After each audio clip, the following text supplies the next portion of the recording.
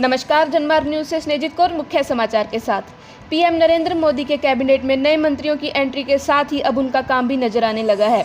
Rail मंत्री का पदभार संभालते ही अश्विनी वैष्णव एक्शन मोड में नजर आए।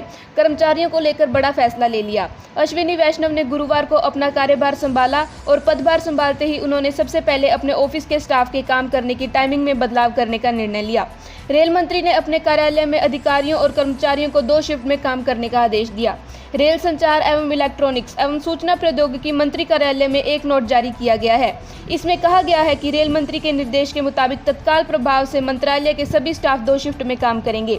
रेल मंत्री नए आदेश के मुताबिक पहली शिफ्ट सुबह 7 बजे शुरू होगी और शाम 4 बजे तक चलेगी, जबकि दूसरी शिफ्ट दोपहर 3 बजे शुरू होकर मध्य रात्रि में 12 बजे तक चलेगी। रेल मंत्रालय के एडीजी PR डीजे नारायण के मुताबिक यह आदेश सिर्फ MR सेल के लिए जारी किया गया है, न कि प्राइवेट या रेलवे स्टाफ के लिए। इस आदेश पत्र में लिखा हुआ है कि मिशन मोड पर रेलवे के लिए अभी बहुत कुछ करना है और हर पल यहाँ कीमती है। बता दें कि अपना चार्ज लेते ही नए रेल मंत्री अश्विनी वैष्णव ने कहा था कि वे प्रधानमंत्री नरेंद्र मोदी के मिशन को आगे बढ़ाएंगे। रेलवे भी PM मोदी के विजन का अहम हिस्सा है। इसे अत्याधुनिक बनाने के साथ ही गरीब और पिछड़े वर्ग की पहुंच तक आसान बनाने पर फोकस रहेगा।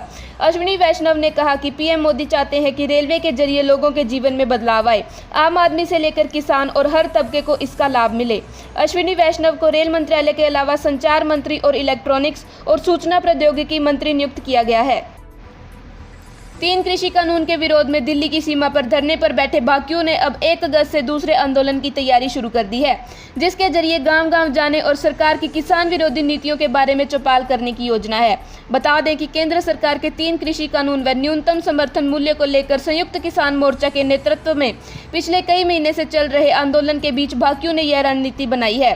आंदोलन के दूसरे दौर में भाकियों के बैनर तले किसान 8,500 करोड़ रुपया, गन्ना बकाया, बिजली दर, शिक्षा, स्वास्थ्य और पानी के मुद्दे पर गांव-गांव जाकर किसानों को अपने पक्ष में जोड़ने का काम करेंगे।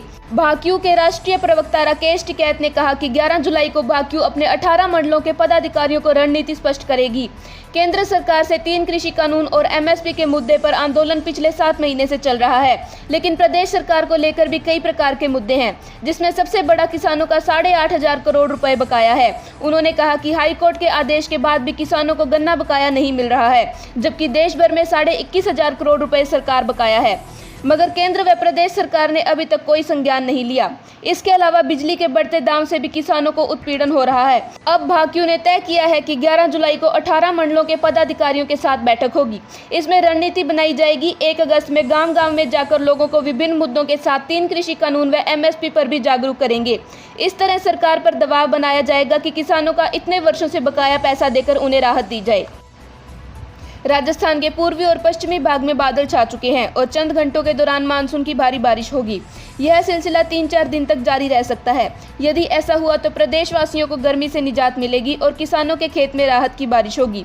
उधर राजधानी जयपुर में शनिवार को मानसून का प्रवेश होगा और यहां भी जमकर बारिश होने का पूर्वानुमान है।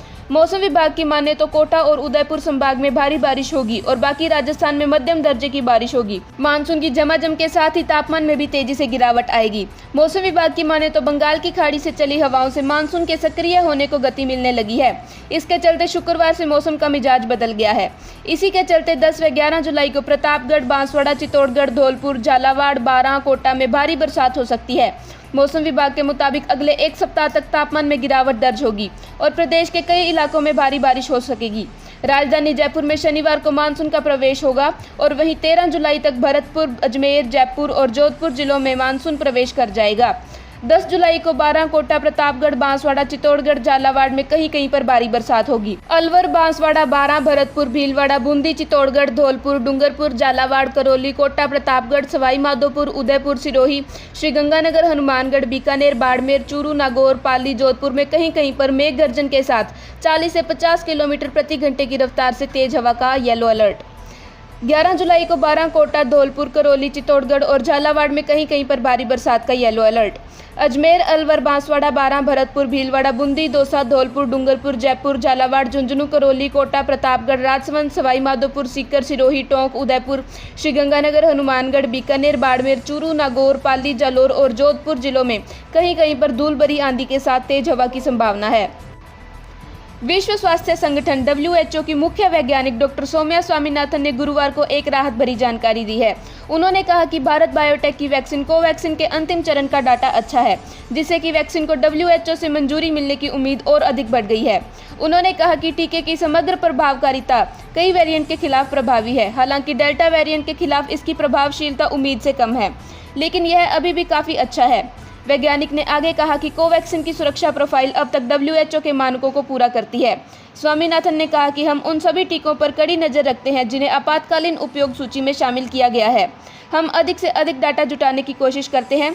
स्वामीनाथन ने कहा कि अमेरिका को छोड़कर दुनिया के अधिकांश हिस्सों में कोरोना के मामलों में तेजी देखी गई है और मृतकों की संख्या में कोई कमी नहीं आई है। स्वामीनाथन ने भारत में कम से कम 60 से 70% आबादी के प्राथमिक टीकाकरण का सुझाव दिया है। उन्होंने कहा कि भारत ब्रिटेन जैसे देशों से सीख सकता है जो बूस्टर शॉट्स की योजना बना रहे हैं। हालांकि WHO इतनी जल्दबाजी में बूस्टर शॉट्स की सिफारिश नहीं करेगा।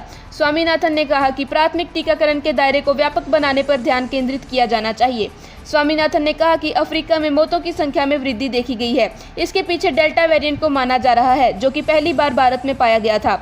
उन्होंने आगे बताते हुए कहा कि अगर मूल स्ट्रेन 3 लोगों को संक्रमित कर रहा है, तो डेल्टा वेरिएंट 6 से 8 लोगों को संक्रमित कर सकता है। शारीरिक दूरी बनाए रखने और मास्क पहनना जारी रखने की आवश्यकता पर जोर देते हुए स्वामीनाथन ने कहा कि भले ही 70% आबादी का टीकाकरण हो, लेकिन सावधानी बरतने से इससे बचा जा सकता है। इसके अलावा उन्होंने कहा कि सरकार को परीक्षण और ट्रैकिंग जारी रखने की लगातार आवश्यकता है। धन्यवाद।